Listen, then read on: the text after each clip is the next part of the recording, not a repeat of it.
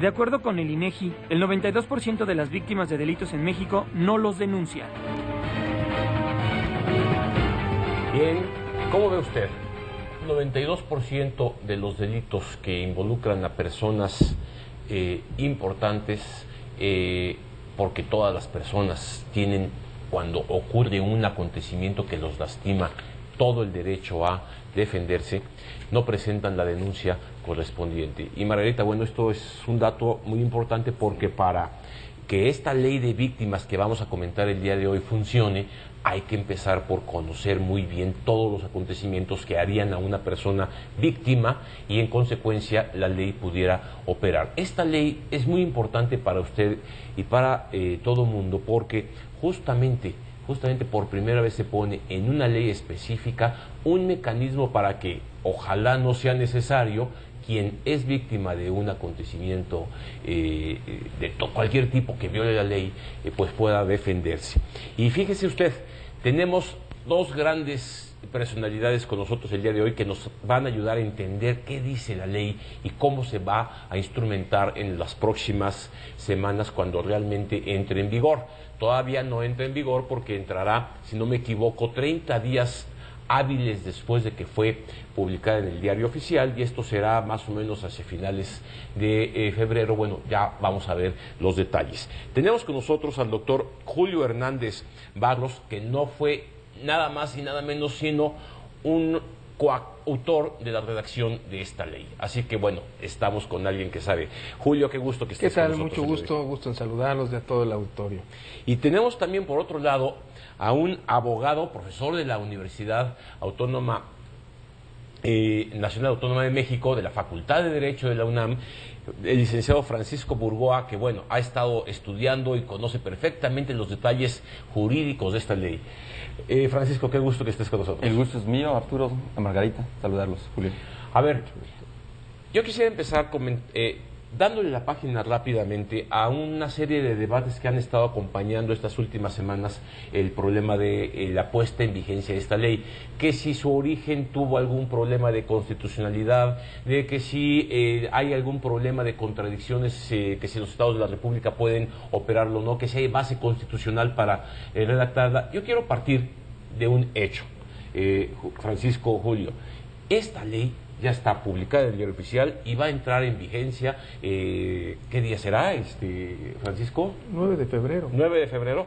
Entonces son 30 días naturales. Bueno, entonces 30 días naturales, al menos el 9 de febrero tendremos que esperar que entre en vigor la ley. ¿Qué dice esta ley? Sabemos que se pone como un objetivo general que las víctimas de delitos y de violación de derechos humanos tengan un instrumento para defenderse. ¿Así la definiríamos, Julio? Sí, es una ley que establece un tope mínimo de derechos para las víctimas, una ley que garantiza que las víctimas tengan los sistemas de ayuda y de atención que les hace falta, pero también una ley que garantiza pues el acceso a la justicia, que garantiza la memoria histórica y que a fin de cuentas pretende que tengan una reparación integral las víctimas. Y esto quiere decir pues que estén lo más cerca posible a estar en la condición que se encontraban antes de que se cometiera el hecho victimizante, ¿no? A ver, Francisco, yo tengo un problema ahorita que Julio nos dice en relación con las víctimas. ¿Qué entendemos por víctimas? Yo soy una víctima, yo podría ser una víctima a pesar de no ser secuestrado, a pesar de no incurrir en estos grandes actos lastimosos que muchas personas incurren. Lo que pasa es que hay dos tipos de víctimas. Una víctima que es directa, la que sufre directamente ese daño menoscabo en su persona o en su patrimonio. Y va a haber víctimas indirectas. Entonces habría que precisar cuál es la comisión del delito por el cual te puedes constituir como víctima, y también hay que tener una precisión. Esta ley general de víctimas es para aquellas personas que resienten la comisión de un delito, pero también la violación a derechos humanos. Es una parte importante que también... Uno u otro, o los dos. Uno u otro, los dos. Puede ser que alguien sea víctima de un delito y una vez que va al Ministerio Público, pues la misma autoridad, el mismo Ministerio Público, esté vulnerando sus derechos humanos. Entonces, de un mismo acto se puede derivar otro. Pero sí es importante tener esta precisión. Entonces, para entendernos, ¿están ustedes de acuerdo que cualquier persona que es objeto de un delito que sufre en su persona un delito es una víctima. ¿Sí? Y la en que sufre consecuencia, violaciones de derechos humanos violaciones también. es una víctima. Entonces, quiere decir que cabría mucha gente. Cabe. De hecho, la ley está diseñada para eso, ¿no? Hay una serie de derechos y garantías que tienen todas las víctimas de todos los delitos y de todas las violaciones de derechos humanos. Derechos de asistencia médica, derechos de asistencia psicológica, derechos de alimentación en algunos casos, derechos de traslado, de alojamiento, derechos de escuchar a las víctimas, derechos de acceso a la justicia, derecho a la verdad histórica de lo que ha pasado. Todos esos derechos los tienen todas las víctimas. O sea, no es nada más las víctimas de la delincuencia organizada, No sé. sino la víctima de cualquier delincuente y de cualquier autoridad que viola los derechos humanos de alguna persona. Así es, todos tienen cabida. Inclusive en materia familiar, la mujer que se ve menoscabada en sus derechos, en la afectación dentro de lo que es el régimen de convivencia familiar, pues también puede ser una víctima. O sea, de ahí es que es la amplitud, no nada más es específicamente quien resienta la comisión de un delito, sino pueden ser algunos hechos que puedan ser administrativos, o en este caso de convivencia entre particulares, como en un régimen familiar.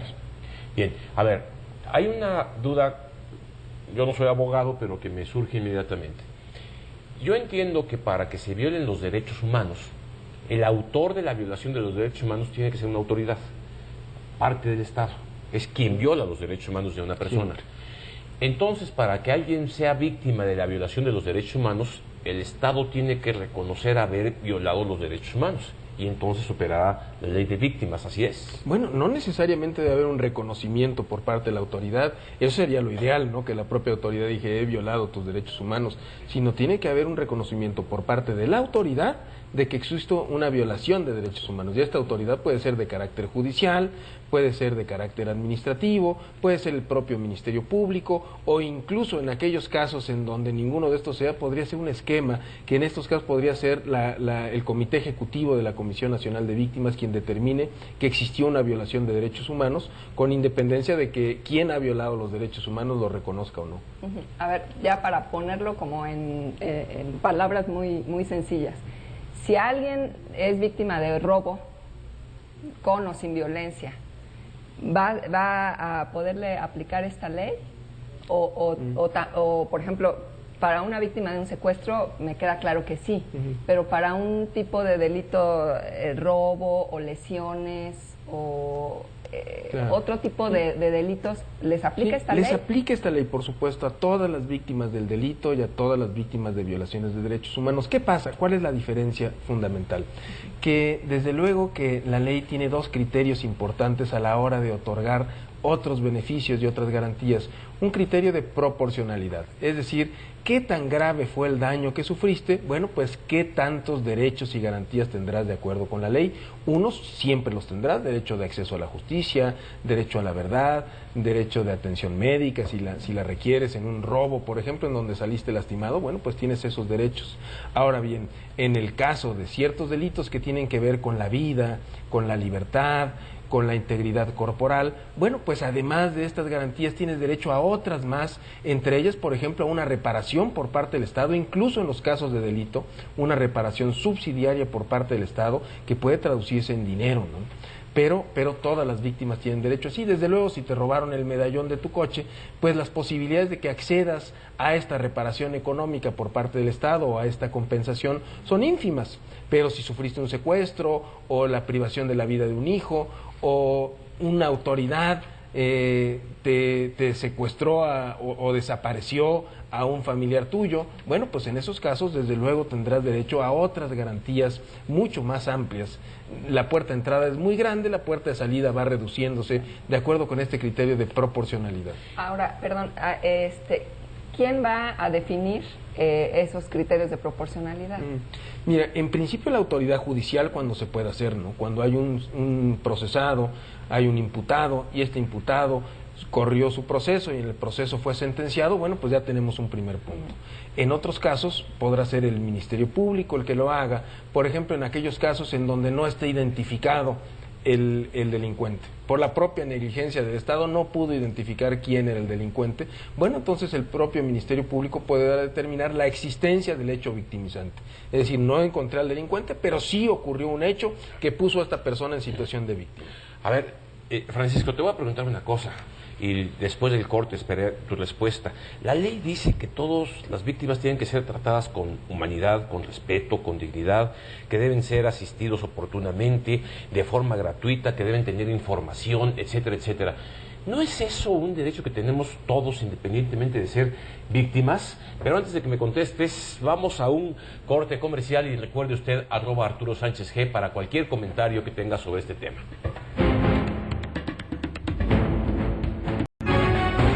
Regresamos con más de La Política en tus manos. La Ley General de Víctimas se publicó en el Diario Oficial de la Federación el 9 de enero pasado.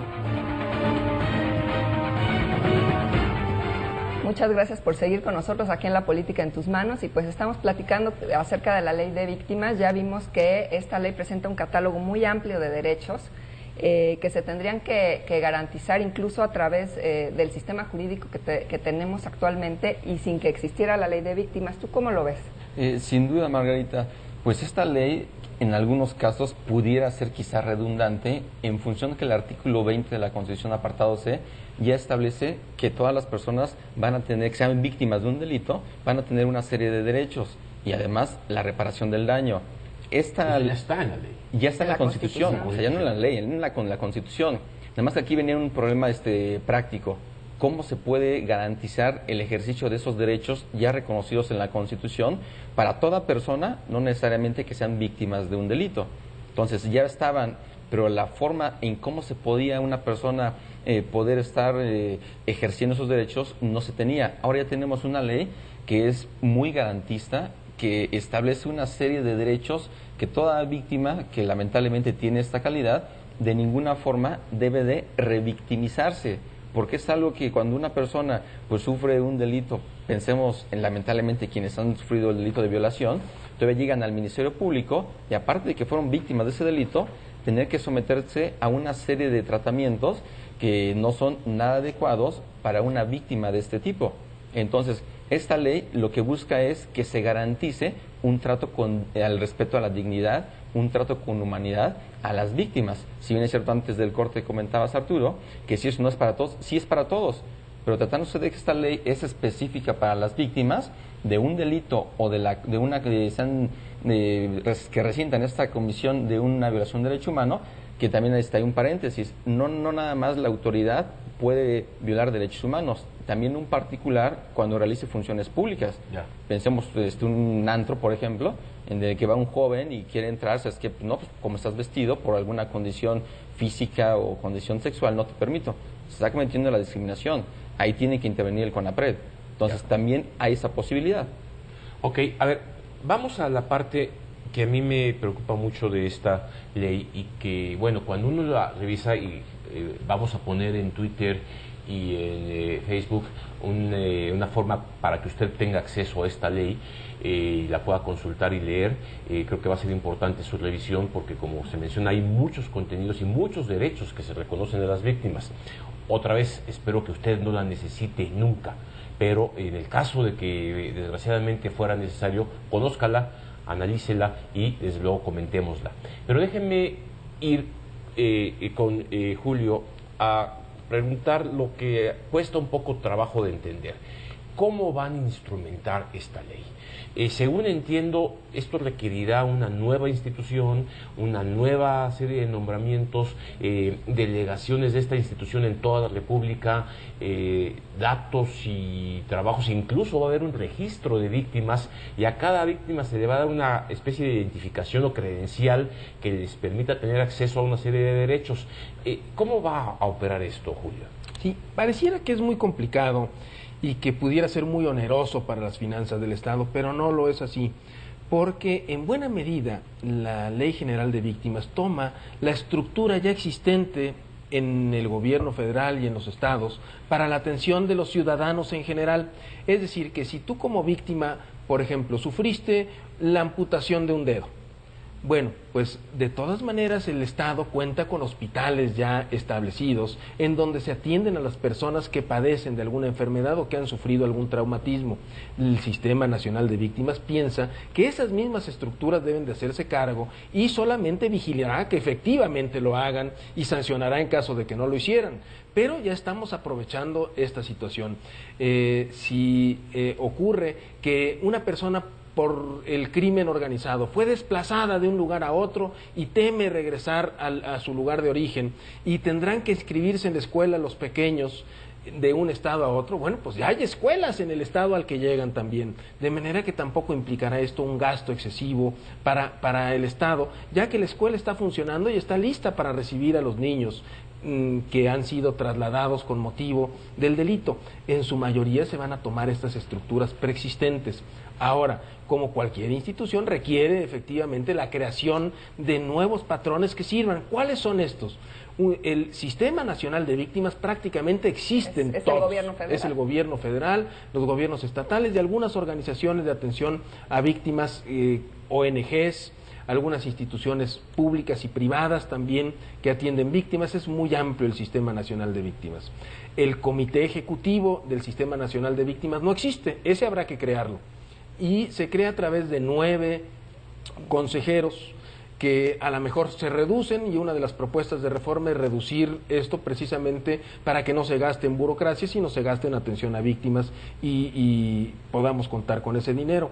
Este sistema ejecutivo, bueno, pues organizará a través, sí, de un entorno burocrático que se cumplan con estas determinaciones. No tiene labores de investigar, no tiene la labor de crear un sinnúmero de plazas y que entonces se vaya todo en pago de nómina y no en pago de víctima. No, será un sistema reducido en la medida de lo posible, que sea suficiente solamente para supervisar que la atención a víctimas sea con dignidad y se preste con la debida tingencia.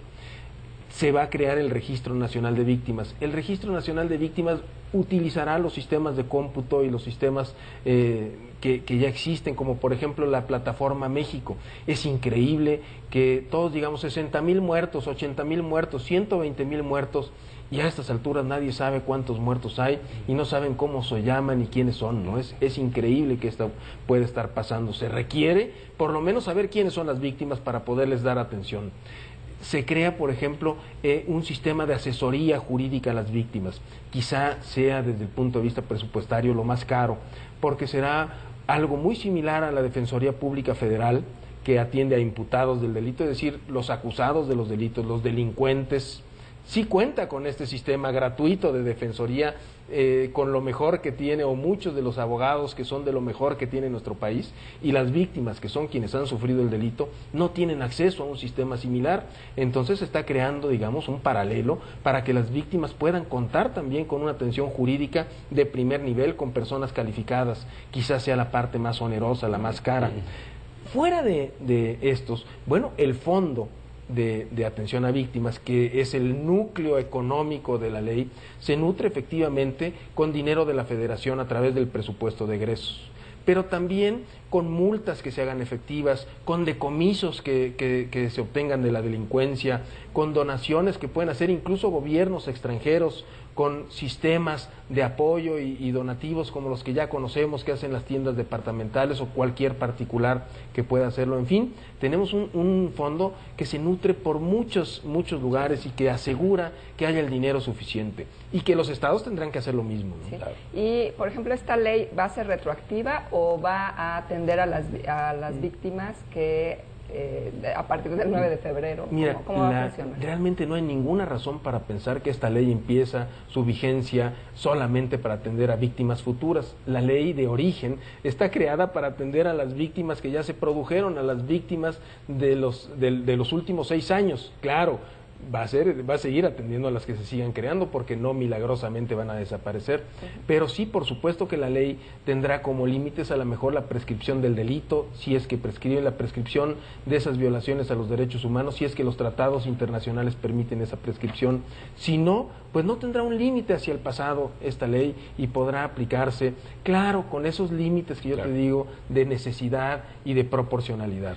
Francisco, Hay muchas críticas a esta ley porque esto que tú estás diciendo ahorita, Julio, no se conoce muy bien. Pareciera que sí, vamos a construir un monstruo. Yo comentaba aquí en corto, pareciera que vamos a hacer un nuevo IFE, pero ahora para víctimas. Francisco, ¿cuáles serían críticas sanas y constructivas a esta ley como la conoces? Bueno, número uno, pues sí, que se precise, por ejemplo, en el reglamento, por una parte, y en la ley se vayan a las reformas necesarias para establecer que ese aparato burocrático pueda ser el que menos se tenga. Ya comentaba Julio, una de las críticas que me parecen por demás razonables, que de los 9 integrantes de lo que es esta comisión ejecutiva, se pueda reducir su número. No sé si el ideal sería 3. Pero va a haber también en cada estado de la República una comisión. Lo que pasa es que como esta es una ley general que va a establecer parámetros a nivel de la federación, a nivel de los estados y a nivel de los municipios, es el leitmotiv de una ley general. Entonces se tiene que establecer las bases muy claras para que un tema que es relativo a la armonización se pueda tener lo más perfecto posible.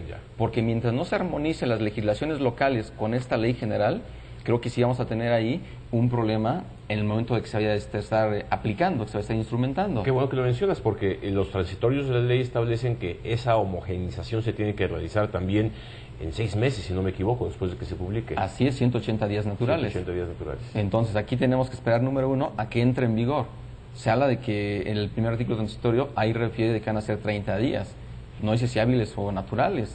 Posteriormente sí habla de naturales. En mi opinión hablaríamos de que va a entrar en vigor en días hábiles. Pero bueno, son cuestiones que finalmente lo que importa es que ya se esté trabajando o en las reformas de esta ley o en lo que será su reglamento. Entonces, ahorita podemos pensar que cualquier ciudadano que se sienta ahorita ya víctima podrá en unas semanas, meses, ir y registrarse, presentar la documentación que se le pedirá seguramente y obtener una serie de beneficios para tener ciertas ventajas a la hora de resolver el daño que se le causó durante estos lamentables acontecimientos en el que muchos mexicanos se han visto envueltos en los últimos años. Esa es la idea fundamental. Sí, y yo no creo que sean necesarios los 6 meses de los que habla la ley. Yo creo que en un tiempo mucho menor tendremos esta ley totalmente funcional, operando, y bueno, pues ya el Poder Legislativo tomará las medidas necesarias. Es una ley única en el mundo, no hay otra ley. Hay algunos antecedentes en Colombia, en España, que desde luego no son ni tan garantistas ni tan amplios como esta ley, y bueno, pues desde luego que se expone cuando uno innova a sufrir estas críticas y a sufrir algunos problemas a lo mejor en la implantación de la ley, pero seguramente saldremos adelante. El tema es tan grande como la emergencia nacional y es una prioridad para todos, ¿no? Fíjate, antes del programa comentábamos Margarita y yo que su instrumentación va a ser muy importante, Julio, Francisco, porque si empieza a atorarse, aquellas víctimas que creen que tienen ahora una forma de resolver sus problemas entrarían en una nueva frustración, lo cual sería muy lamentable. Pero bien, vamos a un corte. Recuerde usted @Arturo Sánchez G y seguimos platicando con usted.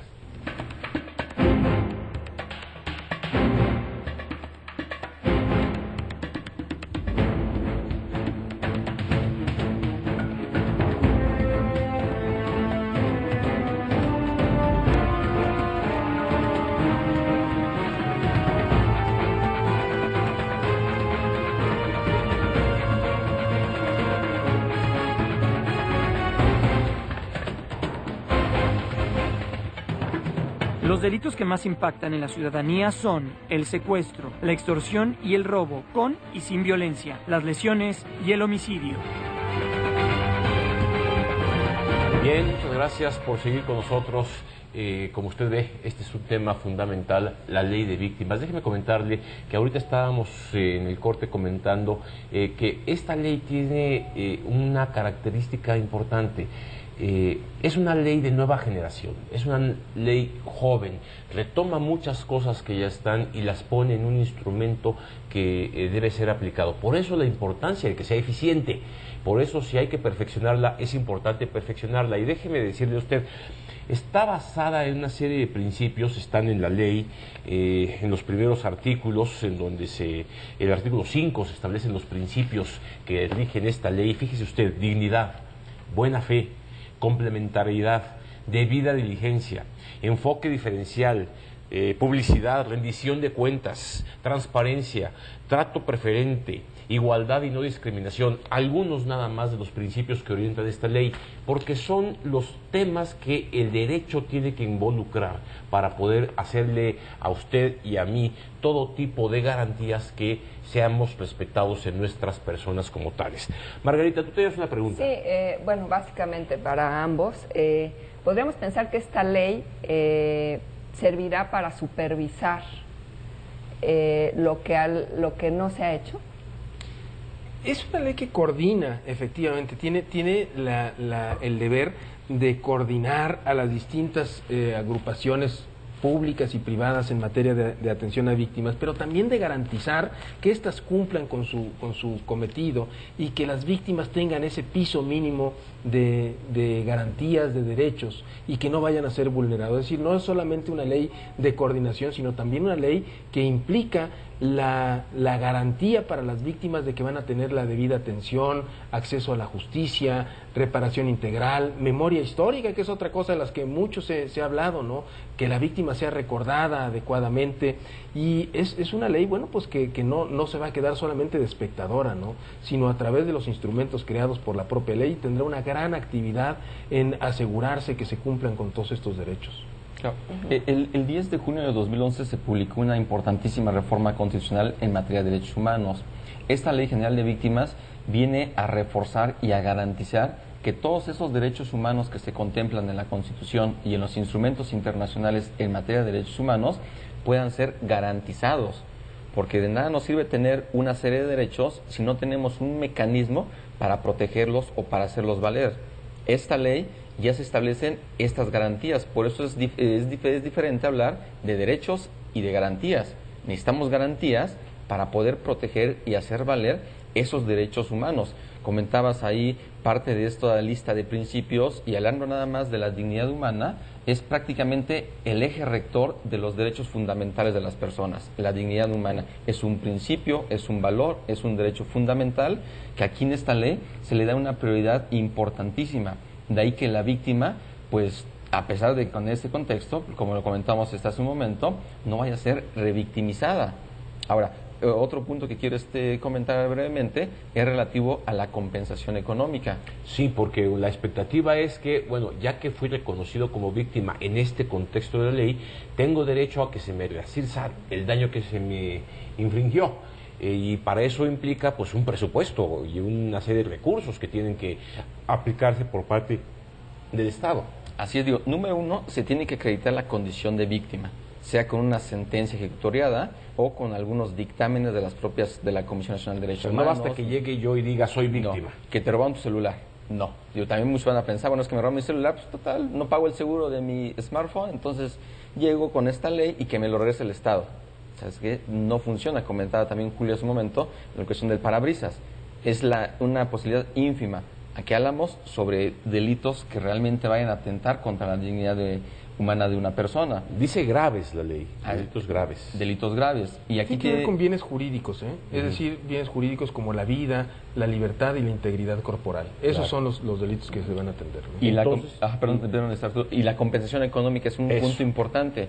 No vayan a pensar las personas que quienes sean víctimas van a poder solicitarle al Estado millones de pesos y que vayan a querer ver un lado negativo, vayan a actuar de mala fe, porque eso tiene un tope para la compensación económica en el caso que se demuestre que efectivamente tienen esta lamentable condición de víctima, que son 500 salarios mínimos generales vigentes en el Distrito Federal. Es decir, oscilaría a un promedio de 30,000 pesos. Como tope máximo sería. Es un poco más porque son salarios mínimos mensuales.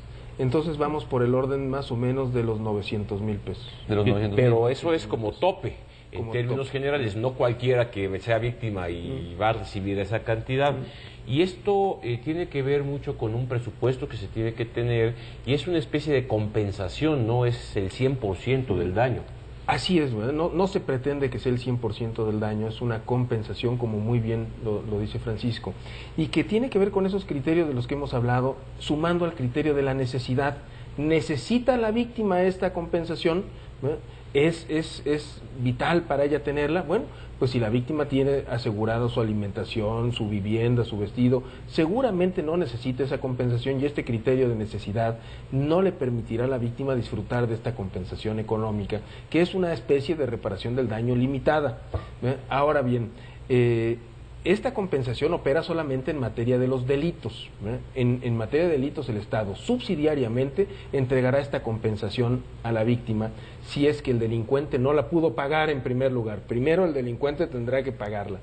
Si es que el delincuente no tiene bienes suficientes que se le puedan incautar para pagarla, y solamente en los casos en el que el delincuente sea insolvente, no se encuentre el delincuente o no se ha identificado el delincuente, el Estado subsidiariamente lo hará. Ahora, en el caso de violación de derechos humanos cambia dramáticamente la cosa, porque entonces es una responsabilidad directa del Estado, no tiene topes ni límites, y el Estado que tendrá que responder al 100% de las necesidades económicas de la víctima, de acuerdo con las evaluaciones que hagan peritos y el daño se merezca, sin que exista ningún límite, ningún tope. El Estado directamente responderá. Es que ahí el delincuente, para decirlo de una manera que nos entendamos nosotros, es el Estado mismo. Es el Estado a través de sus tiene que...